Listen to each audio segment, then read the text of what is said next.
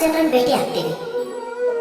ನೀವು ಇಂಥ ತುಂಬಾ ಜನರನ್ನು ಭೇಟಿ ಮಾಡಿರಬಹುದು. ಯಾರು ತಾವು ತಮ್ಮನ್ನೇ ಸೋತವರು ಅನ್ಕೊಂಡವ್ರನ್ನ, ನಿರಾಶರಾಗಿರೋರು.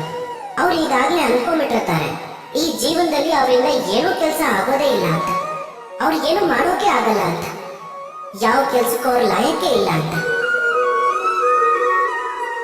ಆದ್ರೆ ಹಾಗೇನೂ ಇರಲ್ಲ.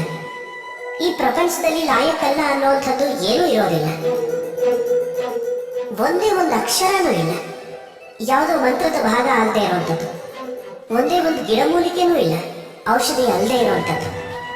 ಯಾವುದೇ ಒಂದು ವಿಷಾನೂ ಇಲ್ಲ, ಅಗತ್ಯ ಬಂದಾಗ ಅಮೃತ ಆಗದೆ ಇರುವಂಥದ್ದು.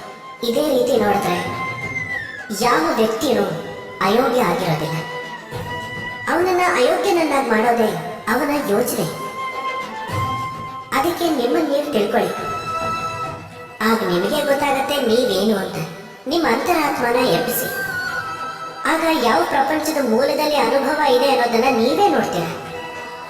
ಆ ಪ್ರಪಂಚದಲ್ಲಿ ನಿರಾಶೆ, ಹತಾಶೆ,